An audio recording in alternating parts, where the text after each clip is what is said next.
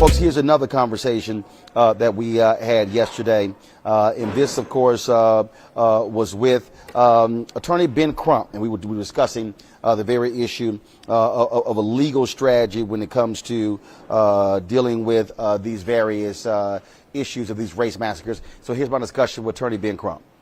We are standing, literally, and we've heard this described numerous times, we're standing on the largest black crime scene in American history. We're standing on sacred ground. 36 blocks just destroyed.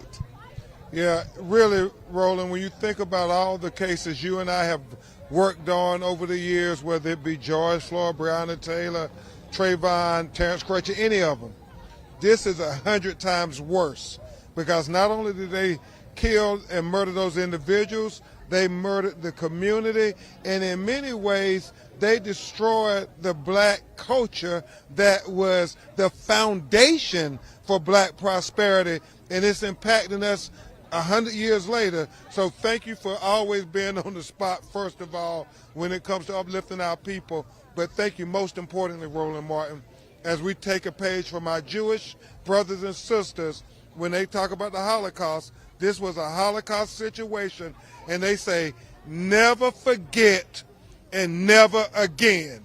Absolutely. And the thing is, well, I keep trying to explain to folk, when you, first of all, it was destroyed, rebuilt.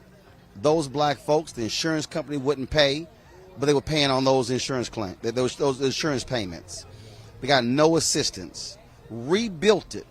Okay, what I keep trying to explain to people is, where would this community be had those white domestic terrorists not done it? That's the thing that I'm constantly trying to explain to people. We are always building, rebuilding, building, rebuilding.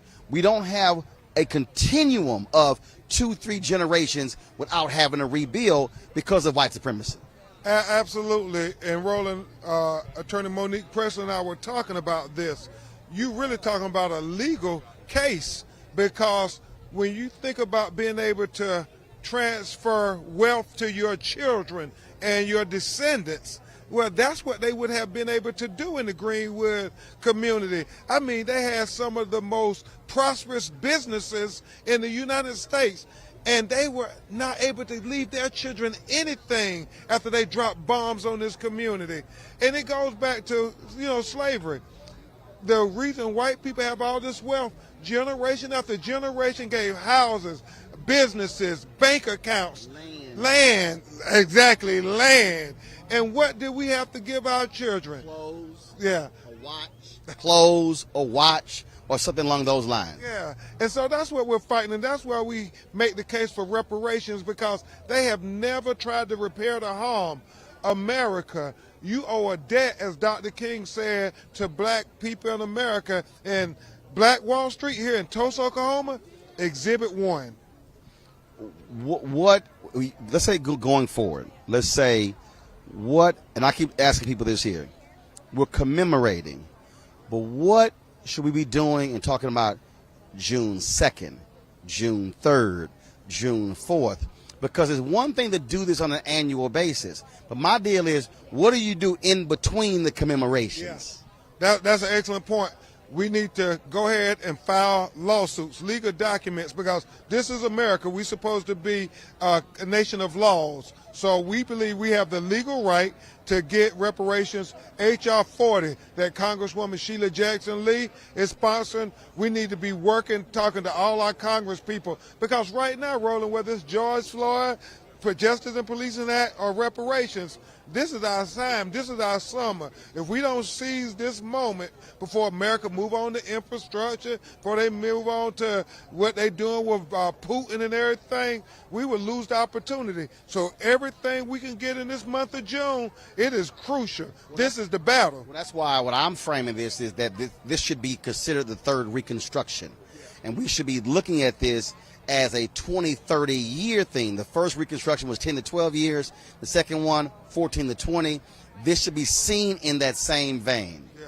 Now, that's profound, Roland Martin, a third reconstruction. And when you think about reconstruction, what is it about? After you survive a war, That's when you have Reconstruction, where nobody can say that this wasn't a war that devastated this black community, that impacted all black America. So this is the perfect catalyst to start this third Reconstruction here in America for black people. After the Civil War, you're right, it only lasted 10, 12 years, and then we didn't get our 4 acres and a mule. They went back on all the promises just like they did with the Native Americans. But right now, with black media-owned companies being able to hold them to account, we have to start this black Reconstruction. All these young activists out there who are on social media and everything, no, you need to gear that towards this black Reconstruction idea and put all your intellect, all your diplomacy, all your strategy to this effort